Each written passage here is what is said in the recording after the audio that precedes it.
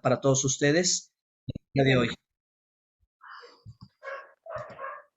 Ok, bueno, pues en mi pantalla ustedes podrán ver que tengo los 66 libros de la Biblia, como si fuese una tabla periódica. Y bueno, pues yo recuerdo que hace muchos años tomé el reto, el desafío de aprender los nombres en orden de lista de los 66 libros de la Biblia. Así que los primeros 5 libros de la Biblia son los que hemos visto esta semana o vamos a estar mirando esta semana. Génesis, Éxodo, Levítico, Números y Deuteronomio. Ustedes, amigos, ya pueden comenzar a memorizar los 5 primeros libros de la Biblia, que vamos a memorizar los 66 libros de la Biblia con la ayuda del Señor.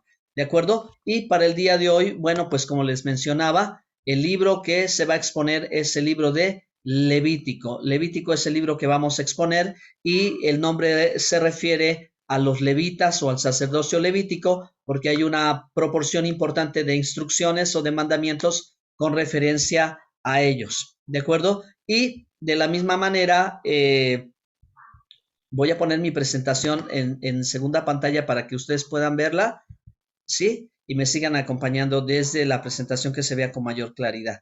Les decía, el libro de Levítico debe su nombre a los levitas. En nuestra traducción al español, al castellano, se usa este nombre, pero en la traducción griega, el nombre, perdón, en la traducción, en la Biblia hebrea, desde la antigüedad siempre se ha llamado Vayikra, y Vayikra significa llamó. ¿Por qué? Porque es la primera palabra que aparece en Levítico 1:1, cuando el Moisés, ¿verdad?, escribe la profecía que Dios le da la instrucción de dicha profecía. Ahora, déjeme verificar nada más que esté apareciendo en su pantalla mi presentación y la voy a avanzar. ¿Ok?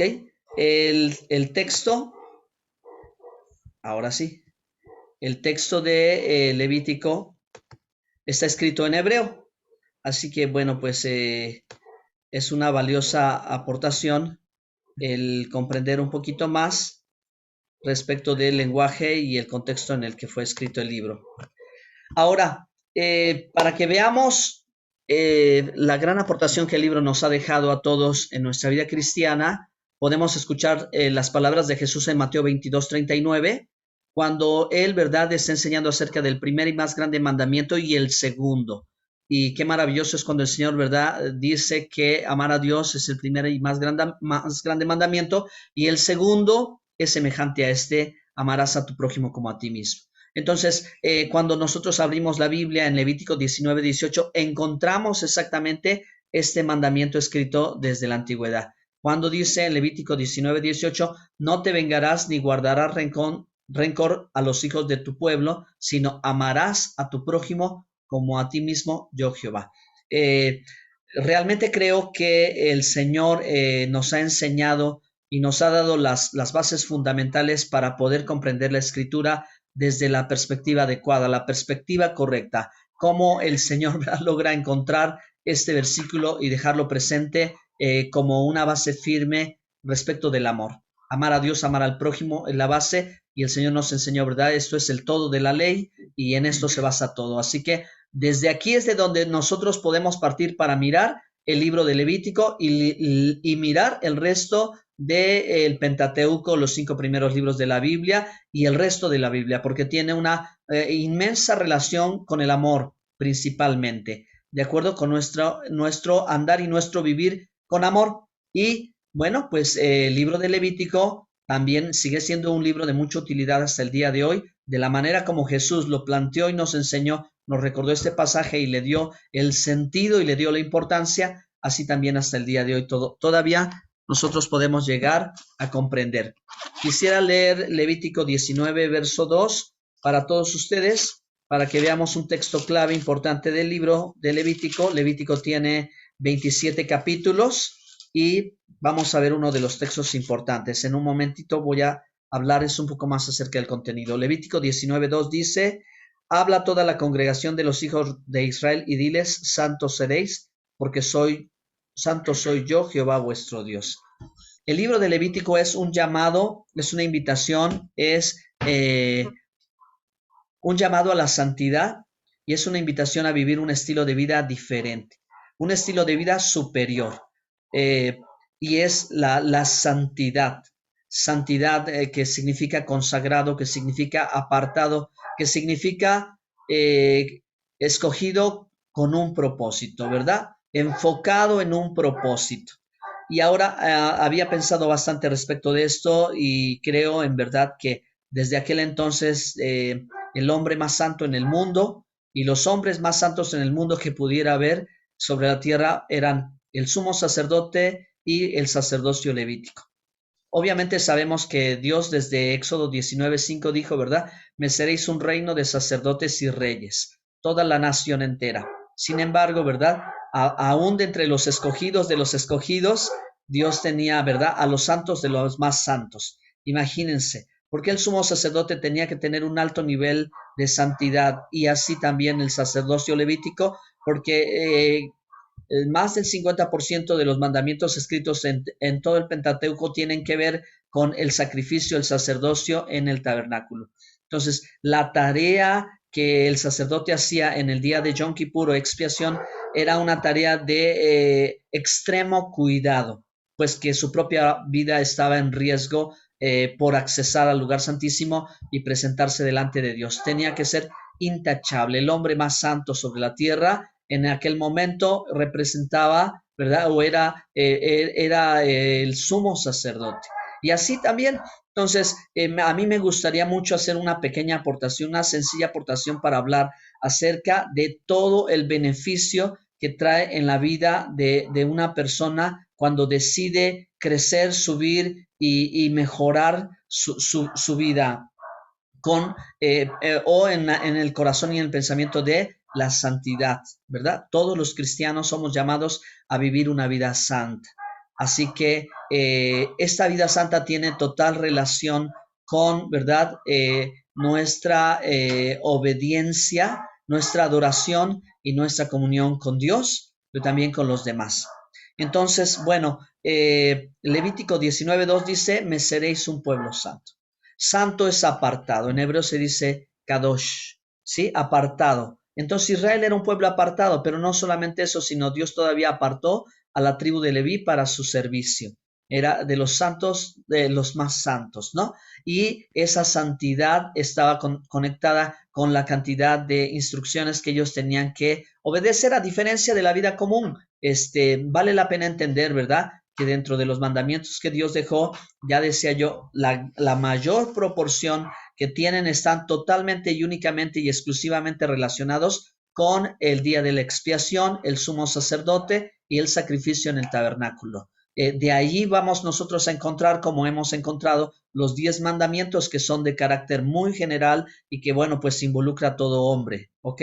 Pero también hay algunas instrucciones dentro de los mandamientos que corresponden solo a las mujeres, que no pueden ser cumplidos por nadie más que las mujeres, ¿verdad? Y así estos mandamientos o instrucciones son las que nos van a ayudar a nosotros a tener una mejor calidad de vida, una mejor calidad de vida. Levítico no puede ser un libro olvidado, no puede ser un libro abandonado, porque realmente es el libro que nos traza la vía de acceso a Dios, que es la expiación. Y que como cuando estudiamos Hebreos capítulos, ¿verdad? Los capítulos del 6 en adelante que nos hablan acerca del sacrificio que Jesús hizo por todos nosotros, cumpliendo este aspecto de la escritura, ¿verdad? Para que tuviéramos nosotros una comunión, una reconciliación y un perdón, pues perfecto, ¿verdad? Un perdón eterno de parte de Dios y tuviésemos lugar y tuviésemos salvación.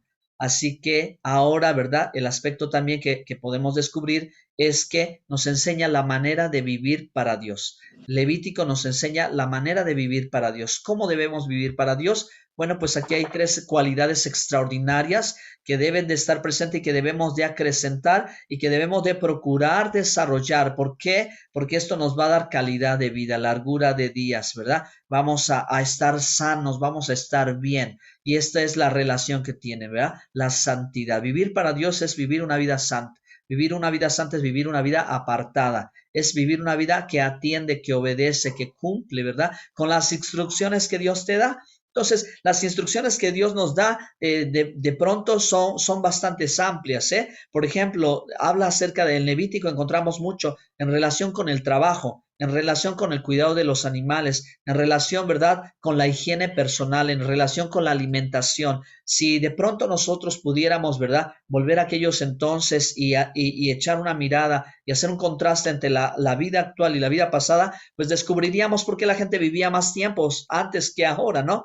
Porque ahora la gente vive tan poco tiempo y sin darse cuenta, ¿verdad? Está mermando su propia calidad de vida al actuar en una manera que es contraria a la Biblia. Lo mejor que nos podría suceder es vivir conforme a la Biblia, conforme a la instrucción que la palabra de Dios nos da, porque aumentaríamos nuestra calidad de vida. Dios siempre lo dijo, ¿verdad? Siempre dijo, para que prosperes y para que te vaya bien en la tierra que Jehová tu Dios te da, para que tengas calidad de vida y cantidad de vida. Eso es lo que nosotros podría representar en la vida de cada persona, el vivir para Dios. También, ¿verdad? Los mandamientos que están escritos en Levítico, pues tienen que ver con la adoración. El tabernáculo, el sacerdocio y el sacrificio es el sistema que Dios estableció para la adoración. No fue imaginación de un hombre, no fue invento de una comunidad, sino que realmente Dios en Levítico le habla más a Moisés que en cualquier otro de los libros, ¿verdad? Y le va dando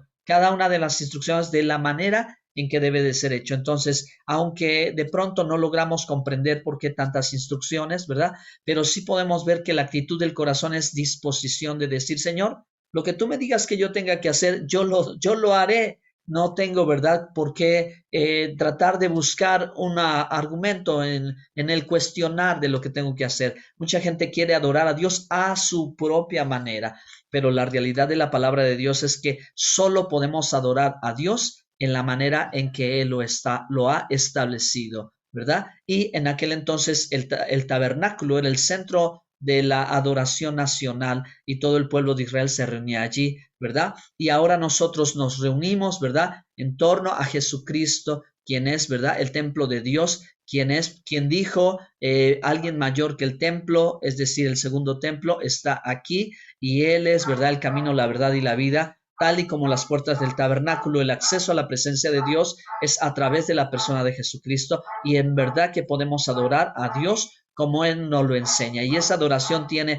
una base, un fundamento y un comienzo desde estos pasajes bíblicos, cuando se nos van dando, ¿verdad?, estas instrucciones que tienen un sentido práctico terrenal, pero estas instrucciones tienen un sentido espiritual. Por eso nuestra manera de vivir para Dios también tiene que ver con lo que Dios ha establecido, esta manera santa de vivir, una comunión espiritual y una vida moral. Para muchas personas de pronto parece que han olvidado el carácter moral, pero pues es imposible dejarlo del lado. No se puede ser espiritual e inmoral al mismo tiempo. No, está totalmente conectado. Una comunión con Dios, pero también una buena relación con los demás tiene que ver, ¿verdad?, con esto que hemos aprendido, amar a Dios, amar al prójimo. Y si amamos al prójimo, no le robamos, no le mentimos, ¿verdad?, etcétera, etcétera.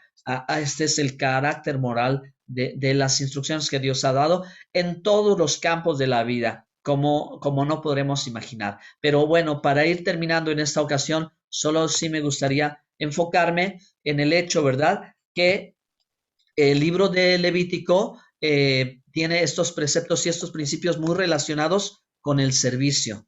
Está completamente relacionado con el servicio a Dios, y finalmente es de esperarse que todos los que ahora somos ministros de un nuevo pacto, ahora todos los que somos los siervos de Dios, tenemos, ¿verdad?, también que imitar de la misma manera que aquellos estos cuidados de nuestra vida personal, de nuestro templo, ¿verdad?, el templo del Espíritu Santo, que es nuestro cuerpo, ¿verdad?, y con él todo lo demás, ¿verdad?, también lo que tiene que ver con nuestra forma de vivir. Así que esta es una invitación para todos nosotros que servimos al Señor también, que necesitamos tener ese carácter, esa consagración, esa santidad y esa comunión con Dios para vivir, para brindarle a Dios el mejor de los servicios que podamos desarrollar.